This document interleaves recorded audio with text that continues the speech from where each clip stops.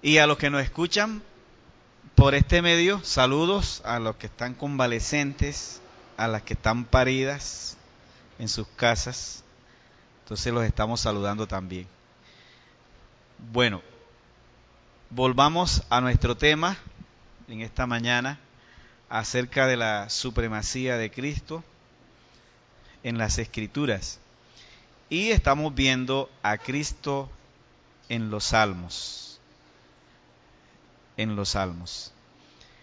Y hoy nos toca el Salmo 2. Vamos a mirar la presencia del Señor Jesucristo en este Salmo. Salmo número 2. Vamos a estar allí. Tengo la ligera inquietud y tengo una breve preocupación en el sermón de hoy, y es que me dedique solamente a hablar, y de pronto ustedes van a decir, pero de pronto eso no es conmigo. Entonces, de pronto usted no se va a sentir aludido hoy, pero escuche y aprenda alguito, ¿de acuerdo? Casi no hay un asunto así pastoral directo que yo le haya hecho al Salmo, pero sí no lo voy a dejar que se aburra en la exposición. Bueno, vamos a estar en este Salmo y, como dicen algunos, hoy me voy a sentar en la cátedra. ¿Vieron? Lo voy a hacer de una manera magistral para ustedes y espero que ustedes tengan la paciencia. Me les voy a quedar por alrededor de 50 minutos a una hora para hacerles bien las explicaciones. Vamos a leerlo, el Salmo. Dice: ¿por qué se amotinan las gentes y los pueblos piensan cosas vanas? Introduce el Salmo con una pregunta. Dice, seguimos. Se levantarán los reyes de la tierra y príncipes consultarán unidos contra Jehová y contra su ungido, diciendo: rompamos sus ligaduras, echemos de nosotros sus cuerdas. El que mora en los cielos se reirá, el Señor se burlará de ellos. Luego hablará a ellos en su furor y los turbará con su ira. Pero yo he puesto mi rey sobre Sión, mi santo monte. Yo publicaré el decreto. Jehová me ha dicho: mi hijo eres tú, yo te engendré hoy. Pídeme y te daré por herencia las naciones, y como posesión tuya los confines de la tierra. Los quebrantarás con vara de hierro, con vasija de alfarero, los desmenuzarás. Ahora pues, eso suena a paisa, ¿cierto? Oh reyes, sed prudentes, admitid amonestación, jueces de la tierra. Servid a Jehová con temor, alegraos con temblor. Honrad al Hijo, para que no se enoje y perezcáis en el camino, pues inflama de pronto su ira. Hasta ahí. Y termina el Salmo con esta bienaventuranza. Dice: bienaventurados todos los que en Él confían. Ok, vamos a orar. Padre, te damos gracias por tu palabra en esta mañana. Ahora te pedimos que nos bendigas en este tiempo. Danos sabiduría, entendimiento para comprender y poder explicar tu palabra. En el nombre de Jesús. Amén. Bueno, para hacerles más cómodo este asunto, quiero leer mis notas. Yo tengo 56 años y cuando estaba más joven yo no hacía notas casi, pero ya la mente como que se va desgastando. Entonces yo tengo que escribir notas porque ya la mente no es tan ligera como antes. Bueno, estos son mis comentarios, que no los tomé ni de ingleses ni de gringos. Los hice personalmente yo, con lo que he estudiado. Porque es que en estos días estaba escuchando un gringo que estaba hablando de los salmos y ellos son muy esquemáticos y no lo dejan pensar aún. Entonces el gringo todavía sigue pensando que nosotros somos indios. Entonces ellos piensan que nosotros tenemos que depender mucho de ellos. Y yo creo que nosotros los latinos tenemos que aprender a hacer teología. ¿Oyeron? Ya basta de MacArthur y toda esa gente. Nosotros tenemos ya la suficiencia.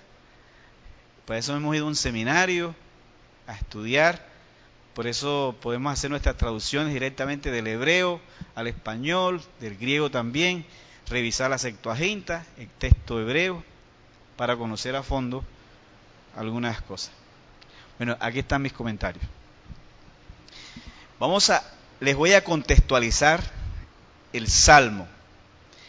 Israel como pueblo de Dios evolucionó de una sociedad nómada. O sea, cuando Israel salió de Egipto, demoró 40 años en el desierto y estuvo como una sociedad nómada.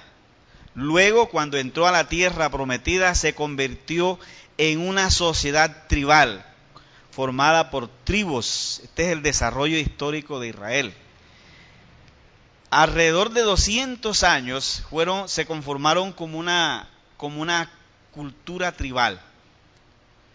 Pero luego decidieron convertirse en una sociedad, en una monarquía, en el tiempo de Samuel, y dijeron: queremos ser como el resto de las naciones que tienen rey. Y allí entonces empieza este proceso en Israel de convertirse en una monarquía.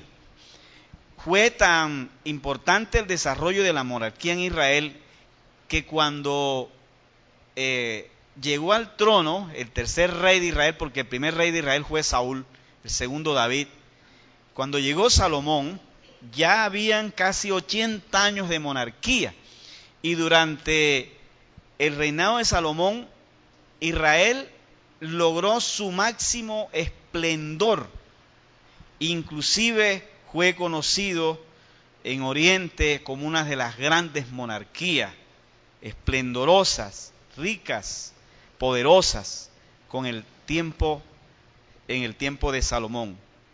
Aunque hubo reyes que la Biblia no los toma y solamente les da un plumazo, en la literatura secular hay reyes más importantes que David, que Salomón, como es el caso de Onri, que es un rey pagano que la Biblia casi no le dedica a él tiempo, le da 3 versículos, pero en la literatura secular sí se nombra mucho a este rey de Israel, porque tuvo mucha incidencia en Oriente.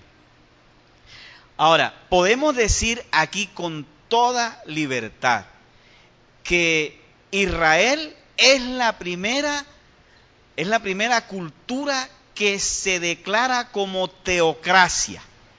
O sea, Israel acepta que su gobierno es un gobierno divino, que es Dios, su Dios, quien formó a Israel. Y en ese caso, entonces, los reyes de Israel eran una designación divina directa y eran considerados siervos del Señor, los reyes de Israel, porque Israel es una teocracia.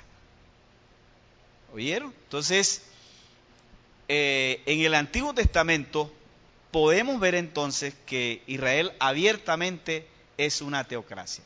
Israel es el pueblo de Dios y los reyes que se van subiendo al trono aparecen como siervos directos del Señor, designados por Él. Por eso en el Salmo 2 se va a hablar de Jehová y su ungido, porque son los reyes que van llegando al trono de Israel. Es bueno que miremos aquí un asuntico. en la ceremonia de coronación se ungía al rey como un siervo de Jehová para gobernar no solamente a Israel, sino para que incidieran internacionalmente, porque Israel era el objeto misional en el Antiguo Testamento. Y eso lo vamos a mirar en algunas citas que tenemos aquí, y vamos a mirar cómo Israel es un pueblo que Dios levanta para Dios alcanzar las demás naciones. Por ejemplo, en Génesis capítulo 12, versículo 3, ya se nota la intencionalidad de Dios con Israel. Fíjese que Dios está llamando a Abraham para formar a Israel. De la descendencia de Abraham es que se va a formar a Israel.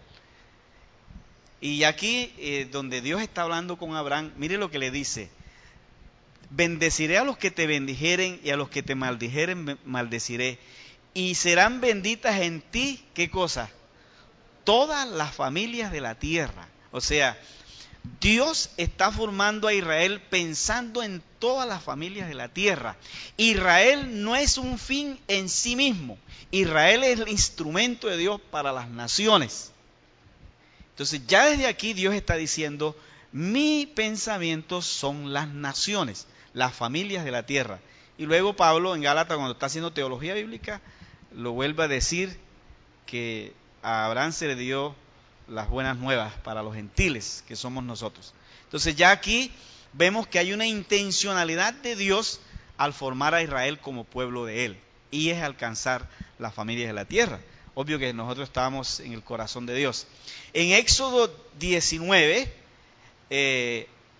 cuando ya Dios saca a Israel de Egipto, de Génesis 12:3 a Éxodo 19, del 1 al 6, hay 400 años, oyeron. 400 años. Miren lo que está pasando aquí ya. Israel acaba de salir de Egipto. Dice: en el mes tercero de la salida de los hijos de Israel de Egipto, de la tierra de Egipto, en el mismo día llegaron al desierto de Sinaí. Miren lo que está pasando. Ya aquí Israel se está formando. Habían salido de Refidín y llegaron al desierto de Sinaí y acamparon en el desierto. Acampó allí Israel delante del monte. Estoy contextualizando el Salmo 2. Y Moisés subió a Dios y Jehová lo llamó desde el monte diciendo: así dirás a la casa de Jacob y anunciarás a los hijos de Israel: vosotros visteis lo que hice a los egipcios y cómo os tomé sobre las alas de águila y os he traído a mí. Están en el desierto ya, están libres. Ahora pues, si dieres oído a mi voz y guardares mi pacto, vosotros seréis mi especial tesoro sobre todos los pueblos. Dios está pensando en todos los pueblos, porque mía es que toda la tierra, mía es toda la tierra. Dios está pensando en toda la tierra. Y vosotros me seréis un reino de sacerdotes y gente santa. Estas son las palabras que dirás a los hijos de Israel. Dios le está diciendo: yo quiero que ustedes sean mis sacerdotes para las naciones. Ahora miremos Primera de Reyes 8, 41 al 43.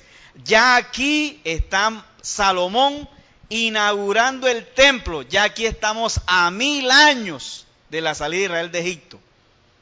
A 1000 años, aquí está la monarquía. Y aquí se está inaugurando el templo de Salomón. Mire lo que están diciendo.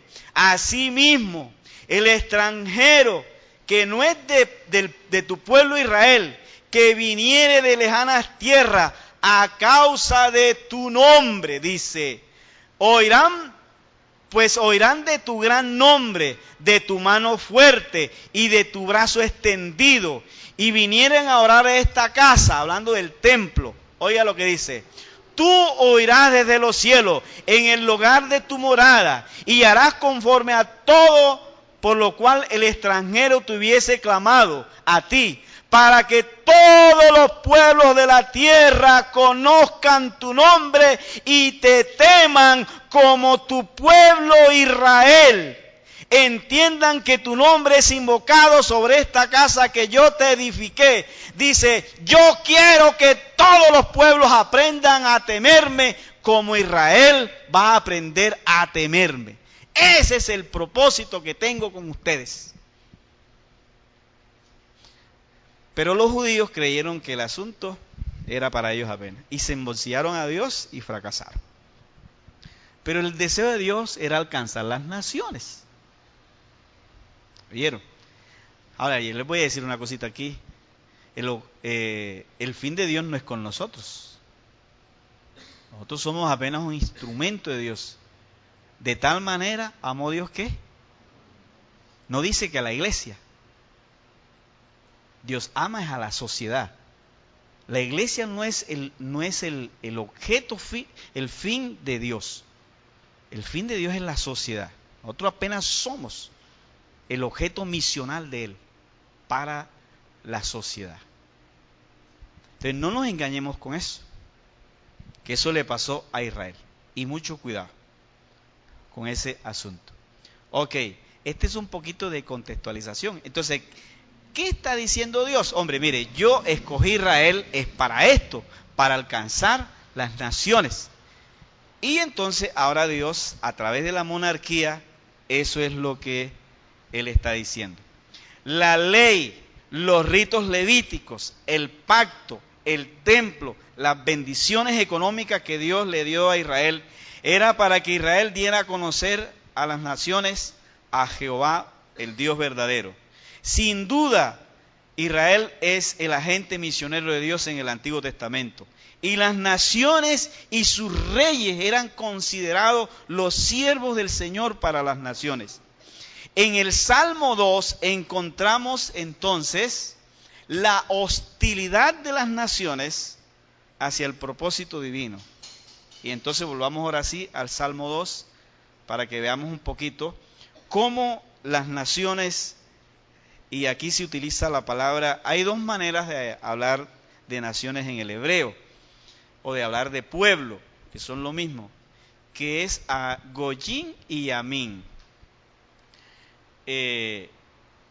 Aunque son palabras sinónimas, Goyim y Amín, es interesante. Yo leí el texto hebreo cuando estaba haciendo la exégesis de esto. En el versículo 2 encontré el término cuando dice se levantarán, perdón, en el versículo 1, ¿por qué se amotinan la gente y los pueblos? Aquí la palabra pueblo utiliza el término Goyim. Goyim, para hablar de nación o pueblo. O se puede utilizar la palabra Amín. Son sinónimos. Pero los autores bíblicos, de una forma peyorativa, cuando se quieren referir a los pueblos paganos, casi nunca utilizan Amín, sino Goyim. Goyim. Entonces, el salmista está utilizando Goyim, está hablando de los pueblos paganos, las naciones, los pueblos que no conocen a Dios. Y fíjese que el salmista está diciendo que hay un rechazo de las naciones hacia Jehová y hacia su ungido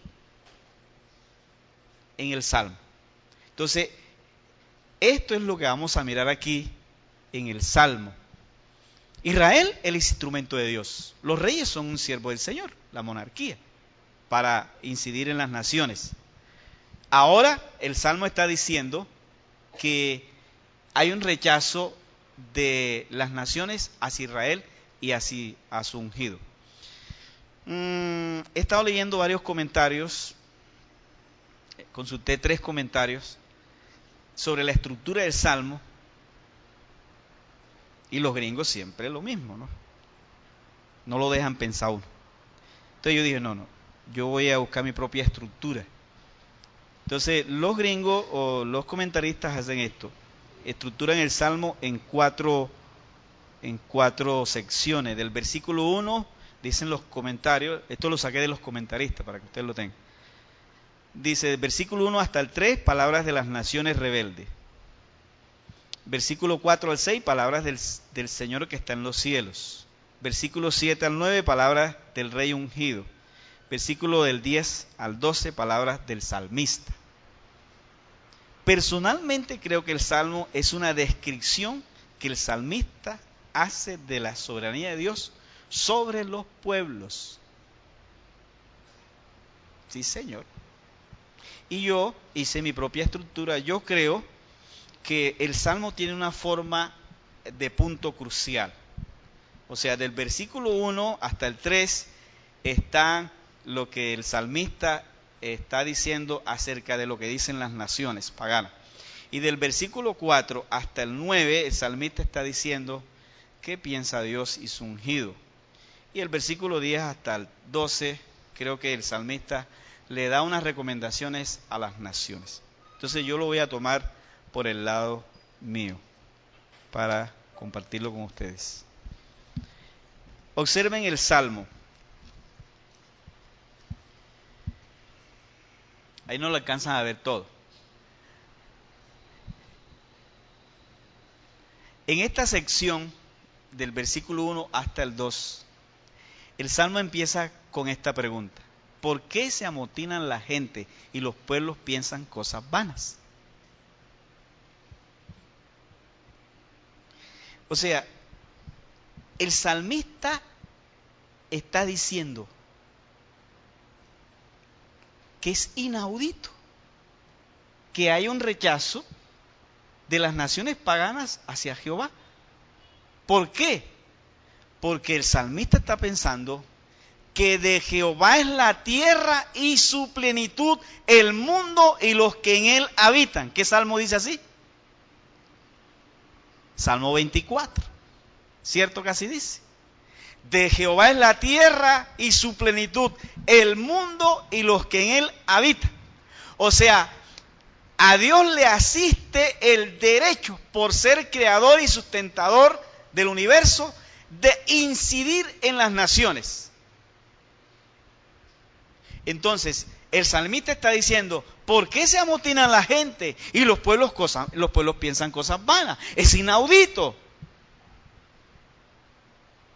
Y entonces, en el versículo 2 hasta el 3, dice qué es lo que están haciendo las naciones. Se levantarán los reyes de la tierra y príncipes consultarán unidos contra Jehová y contra su ungido, diciendo, miren lo que dicen, rompamos sus ligaduras y echemos de nosotros sus cuerdas.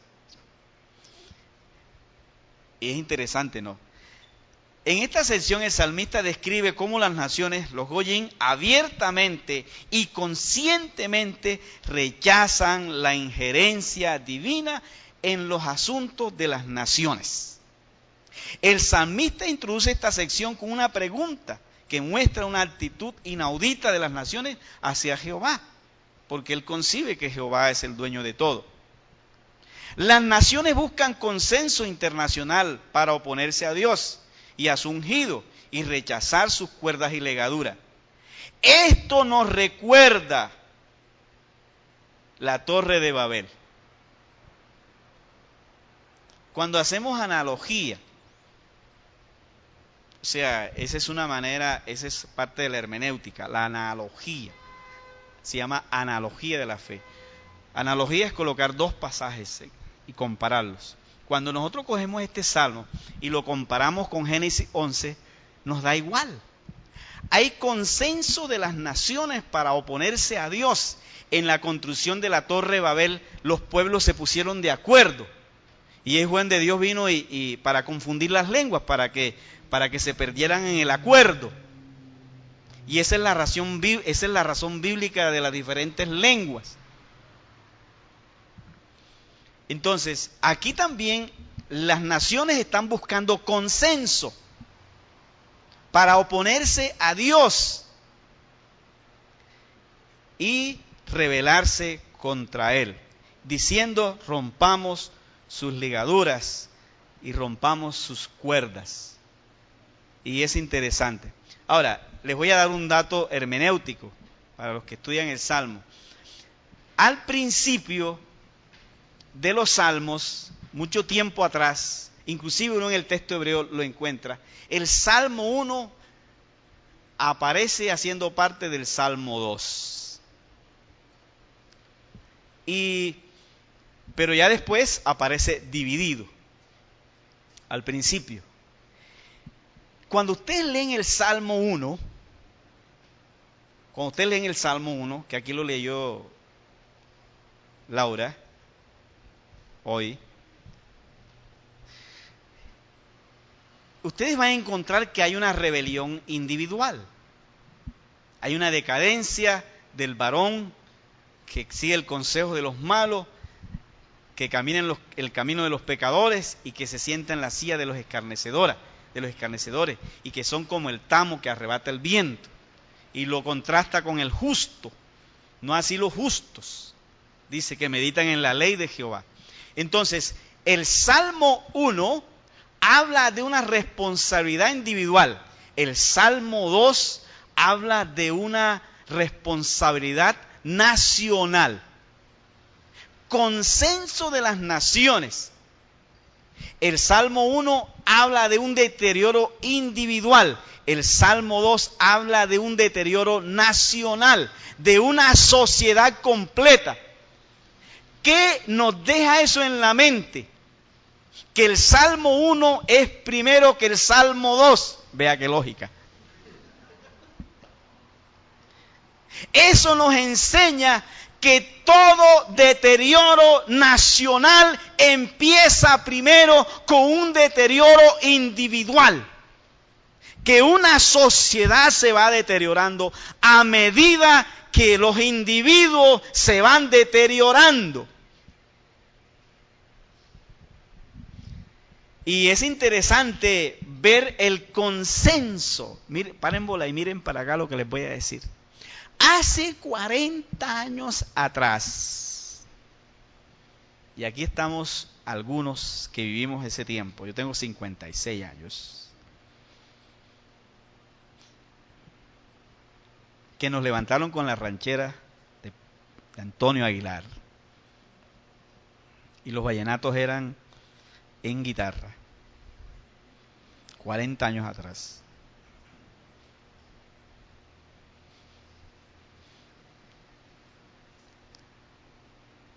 La iglesia todavía opinaba y se le escuchaba. ¿Cierto que así es? Había consenso sobre algunos temas. Usted hablaba de homosexualismo hace 40 años atrás y la mayoría del consenso era un rechazo. El aborto, un rechazo, 40 años atrás. Preguntemos ahora, ¿qué es lo que tiene más consenso hoy?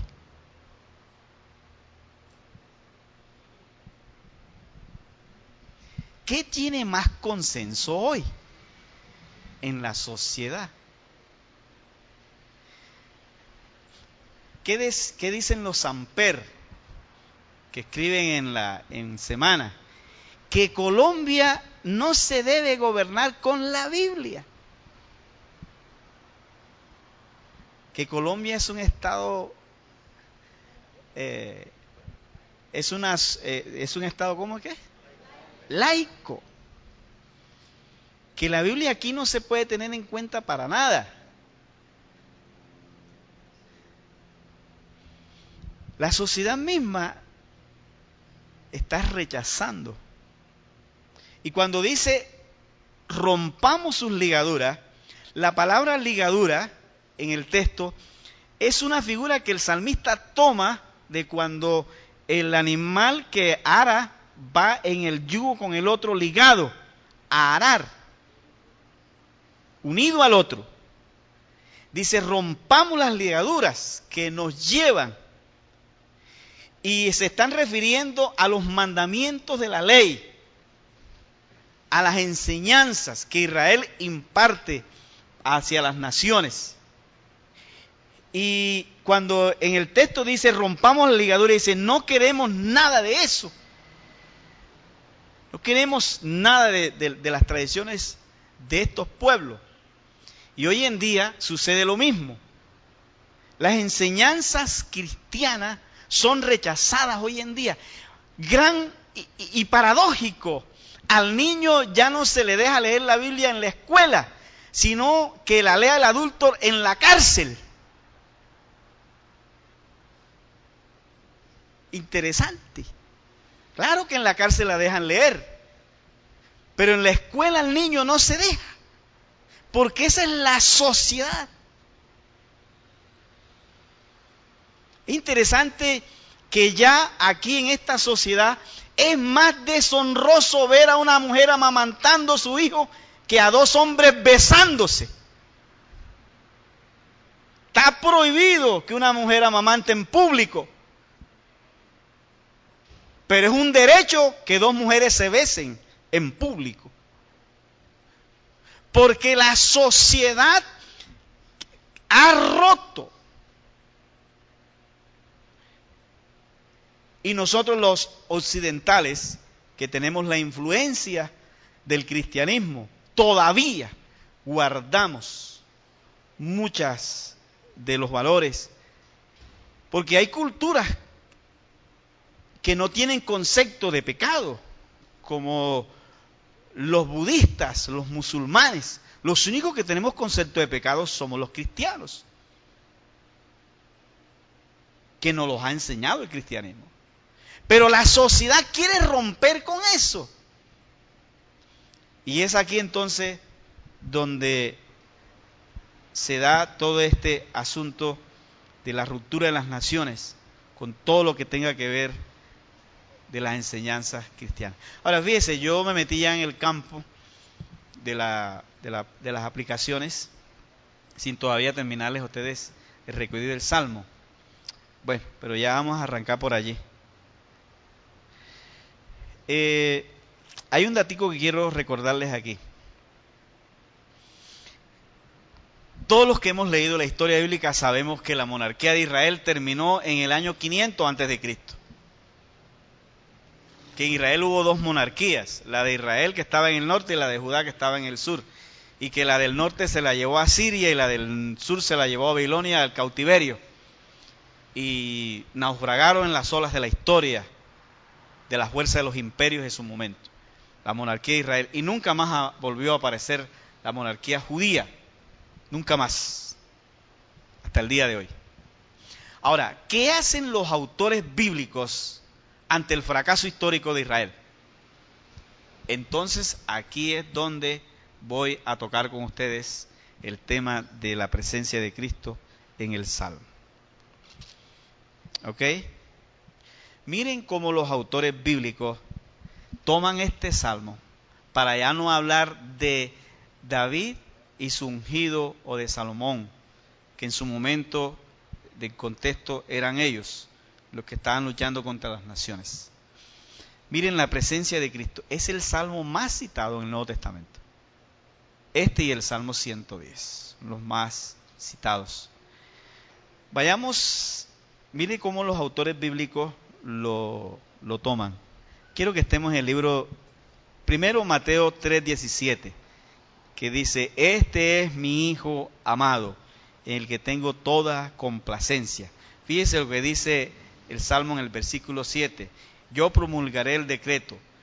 Jehová ha dicho, mi hijo eres tú, yo te he engendrado hoy. Son las mismas palabras que están en Mateo, y una voz del cielo que decía, este es mi Hijo amado, en quien tengo complacencia. Están hablando de Cristo en el bautismo. Son ecos del Salmo 2. Pero veámoslo más concretamente. Hechos, capítulo 4, versículo 25. Mire qué belleza. Mire esto. Hechos, capítulo 4, versículo 25 al 27. Deje que los muchachos lo ubiquen ahí. Dice, porque por boca de David tu siervo dijiste. Entonces el autor bíblico está diciendo que quién es el autor del Salmo 2. David, ¿cierto? Dice, ¿por qué se amotinan la gente? Estamos leyendo Hechos. Y el Salmo lo están aplicando a Jesús. ¿Por qué se amotinan las gentes? Y los pueblos piensan cosas vanas. Cita textual. ¿Oyeron? Dice, se reunieron los reyes de la tierra y los príncipes se juntaron uno contra el Señor y contra su Cristo. Contra el Señor y contra su ungido. Que ungido en griego es Cristo. En hebreo es Masías. O el Mesías. En griego es Cristo, ungido. ¿Vieron? Porque verdaderamente se unieron en esta ciudad contra su santo Hijo Jesús, a quien ungiste, y Herodes y Poncio Pilato, con los gentiles y el pueblo de Israel. Entonces el Salmo está diciendo que de quien está hablando es de Cristo. El Salmo 2, porque se amotinan los pueblos y las naciones piensan cosas vanas contra Jehová y contra su ungido. Ahora el autor de Hechos está diciendo que Pilato y Herodes consultaron unidos para ir en contra del ungido de Jehová, que es Cristo. Toman el Salmo para aplicarlo a Cristo. Ahora Hechos 13, ahí mismo, Hechos 13, versículo 33 al 37. Lo cual Dios ha cumplido a los hijos de ellos, a nosotros, resucitando a Jesús, como está escrito también en el Salmo 2. Mi hijo eres tú, yo te he engendrado hoy. Aquí le están aplicando el Salmo a Jesús. Jesús es el objeto del Salmo 2. Y los autores bíblicos lo están tomando. Y en cuanto a que le levantó de los muertos para nunca más volver a corrupción, le dijo así: os daré la misericordia fieles a David. Y él dice que hay otro salmo que dice, porque se dice también en otro salmo, no permitirá que tu santo vea corrupción. ¿En qué otro salmo dice eso? 16. Versículo 10. Sí, Señor. El salmista completa el Salmo 2 con el 16. Y le aplica el Salmo a Jesús. Hebreos capítulo 1, versículo 5. Dice, porque a quién de los ángeles dijo Jehová, porque a cuál de los ángeles dijo Dios jamás, mi hijo eres tú, yo te he engendrado hoy. Y otra vez, yo seré el padre y él será mi hijo. Aquí en este contexto está hablando de que Cristo es superior a los ángeles. Viene hablando desde el versículo 2 del capítulo 1 y lo lleva hasta el versículo 19. Hablando que Cristo es superior a los ángeles. Y entonces cita el Salmo para decir, ¿a quién de los ángeles Dios le dijo jamás, mi hijo eres tú? Y esto va en contra de los mormones, porque ellos defienden de que Cristo era un ángel. Dice, no, Cristo no era ningún ángel. Cristo es el Hijo de Dios, único, hecho de su misma esencia. Y mire lo que dice Hebreos 5:5. Hebreos 5:5. Dice, así tampoco Cristo se glorificó a sí mismo haciéndose sumo sacerdote, sino que el que le dijo, tú eres mi hijo, yo te he engendrado hoy. Otra vez citan el Salmo para decir que el Salmo habla es de Cristo. Yo les pregunto algo en esta mañana a ustedes, mis hermanos. ¿Es Cristo quien está presente en el Salmo 2? no queda duda. Ahora, ¿era David profeta? Yo creo que sí. Veamos cómo lo reconoce él. Segunda de Samuel, capítulo 23, versículo 1 y 2. Ya está, esta es una endecha que David está haciendo a sí mismo porque ya va a morir. Mire lo que dice. Estas son las palabras postreras de David. Ya David está para ir a la sepultura. Y dice, dijo David, el hijo de Isaí, dijo aquel varón que fue levantado en alto, el ungido de Dios de Jacob, el dulce cantor de Israel. Mire lo que dijo. El Espíritu de Jehová ha hablado por mí. Uy, a mí se me espeluca todo.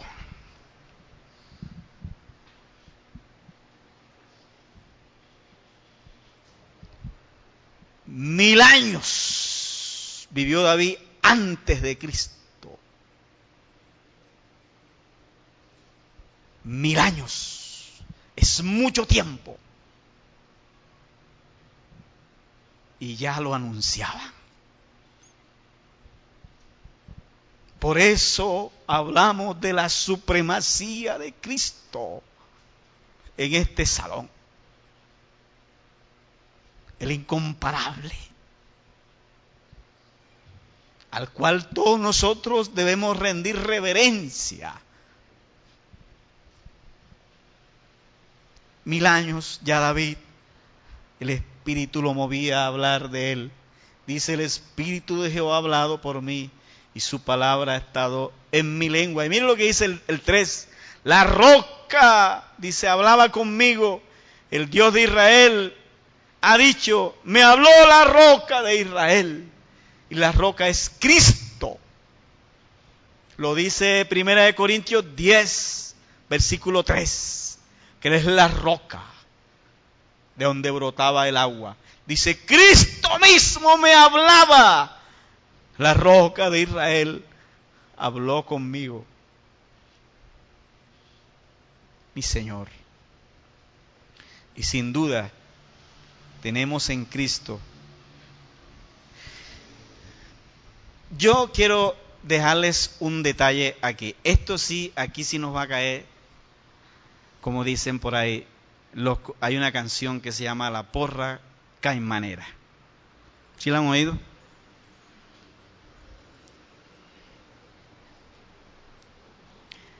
Yo quiero que se agarre un poquito en la silla. Y los estudiantes de teología que no han oído esta palabra, apréndanla. Hay una cosa que en teología se llama teantropía. ¿Qué es teantropía? Teantropía es cómo el autor bíblico, es la ciencia de la teología que trata de explicar cómo el autor bíblico, por muy inspirado que esté, no logra desprenderse de su contexto emocional.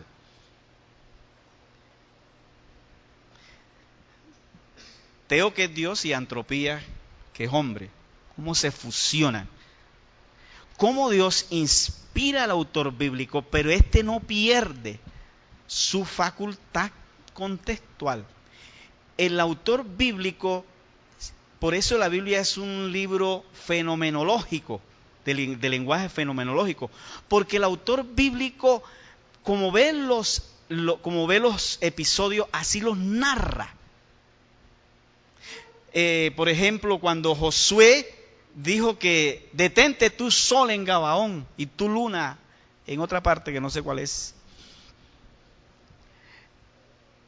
Y nosotros sabemos que el sol, la que gira es la tierra, pero el sol se detuvo, según él. Él está viendo el fenómeno. La Biblia no tiene lenguaje científico. Cualquiera que se ponga a buscar el lenguaje científico bíblico está perdido. Los autores bíblicos están narrando los eventos como los ven. Ellos veían que el sol se metía y salía. Ahora, hasta el día de hoy, eso se llama error lógico.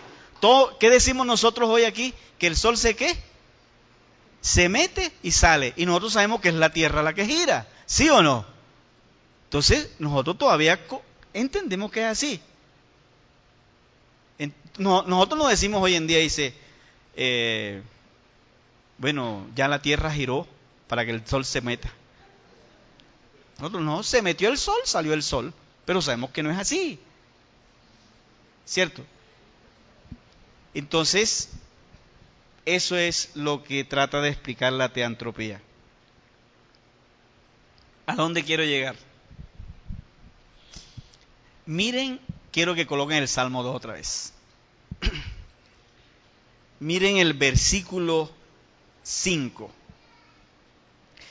Es interesante cómo el salmista ve que Dios pasa de la sonrisa a la ardiente ira. No sé si el bipolarismo es del autor bíblico o de Dios. Creo que más que todo es el autor bíblico. Del que sonríe al que explota en ira, en el versículo 5. En el versículo 4, él está sonriendo. Dios está sonriendo, así dice mi versión. Sonríe. Y así quiero decirles a ustedes una cosita. Ahora ven el versículo 2. Los quebrantará con cero de hierro, los desmenuzará con vasijas de alfarero. Otra vez. Ahora miren el versículo 12. No sea que se irrite y perezcáis en el camino, pues de repente se inflama su ira. Miren para acá. Yo no sé si van a estar de acuerdo conmigo. Es interesante ver cómo el autor bíblico tiene una fuerza emocional y está viendo juicio de Dios contra las naciones. Quiere que Dios haga juicio. Mientras Dios está sonriente en su trono diciéndole, tranquilo, yo tengo el control de esto. Mientras el hijo está diciendo, mi padre me ha dicho, yo te daré por herencia a las naciones. Él está diciendo, el hijo viene para desmenuzar y ta. Hay 3 versículos y esos 3 versículos nos hablan de la fuerza emocional que tiene el salmista. El salmista quiere ver las naciones bajo juicio. Cuando viene el ungido de Jehová, aquí viene la cosa. Miren para acá. Oigan lo que les voy a decir. Cuando Cristo viene, Cristo, ¿qué es lo que están esperando? Que el Señor desmenuce, como dice el versículo 9, los quebrante con el cetro de hierro, desmenuzará como vasija de alfarero. Eso es lo que están esperando. Y Juan el Bautista, en su carga emocional contra las naciones, cuando él está predicando, dice, ya el hacha está puesta sobre el tronco, el que viene detrás de mí es mejor que yo, y este trae el hacha. Juan, en su fuerza emocional, no puede ver en las manos de Cristo los clavos de amor por la humanidad, sino que ve un hacha.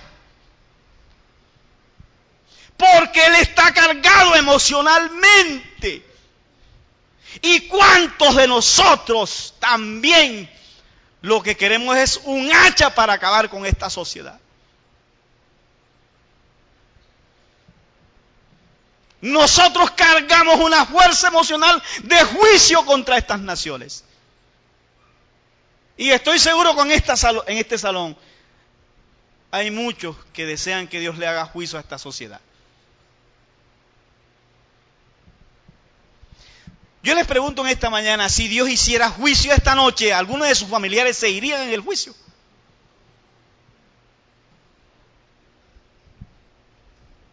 ¿Por qué no le damos gracias a Dios que todavía no ha ejecutado sus juicios? porque muchos de sus familiares también se irían.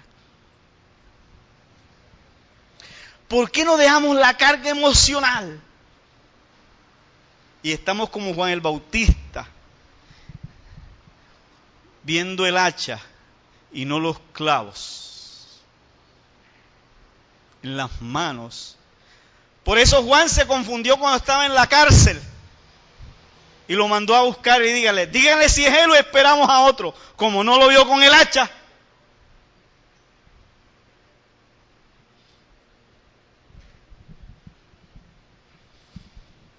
y en estos días, ¿cómo veo a la iglesia tan desesperada? Uno se mete en Facebook y eso hablan de todo. Terrible. De paso les voy a decir una cosita aquí.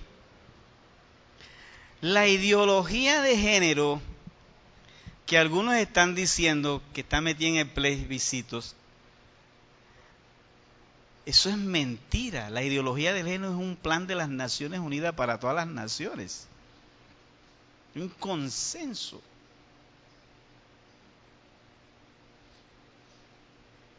¿Quién dijo que eso lo hablaron en La Habana?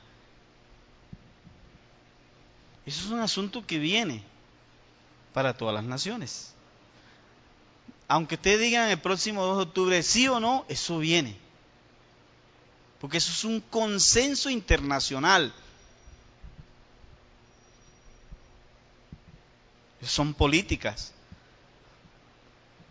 de las Naciones Unidas. Yo le decía ayer a los pelados que no nos preocupemos por eso. Ahora, yo quiero que lean el versículo 4. Yo creo que debe ser la misma actitud del Salmo 2, que dice el versículo 4. Mientras las naciones se rebelan contra Jehová y dice rompamos las ligaduras, ¿qué hace el Señor? El que mora en los cielos, ¿qué hace? Se ríe. En mi versión dice, se sonríe el Señor. Yo le pregunto, ¿Dios está preocupado? A ver, ¿Dios está preocupado? Dios no está preocupado. Ahora, ¿yo me debo preocupar? Si Dios no está preocupado, ¿yo por qué tengo que estar preocupado? Ahora, ¿qué les dice que Dios se ría? ¿Qué les dice eso? Eso nos dice que Dios está en control, que nada se ha salido de su control, que de Jehová es la tierra y su plenitud, el mundo y los que en él habitan. La sociedad puede pensar lo que quiera, pero Cristo reinará. ¿Cuántos lo creen? Su Hijo reinará. No se preocupe. Tranquilo. Dios se ríe desde arriba. Dice, bueno, hagan lo que quieran. Rechacen la Biblia en los colegios. No dejen que se hable de mí y que las constituciones no lleven mi nombre. Todo eso está bien, porque las naciones todos están haciendo eso. Rechazando la enseñanza bíblica, rechazando a Dios de todos los espacios. Cierto que nosotros ya vivimos como una sociedad postcristiana, ¿sí o no? Y usted se pone a hablar de Dios y usted es considerado, ¿cómo coloqué yo aquí? Los evangélicos estamos siendo considerados como personas discapacitadas mentales.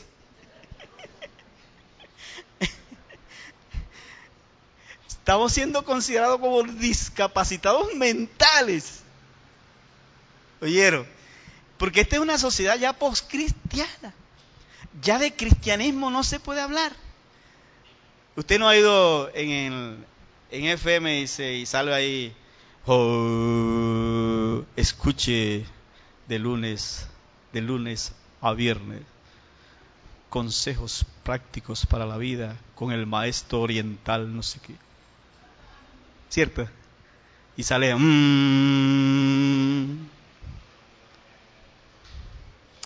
sí, porque el cristianismo no tiene vigencia.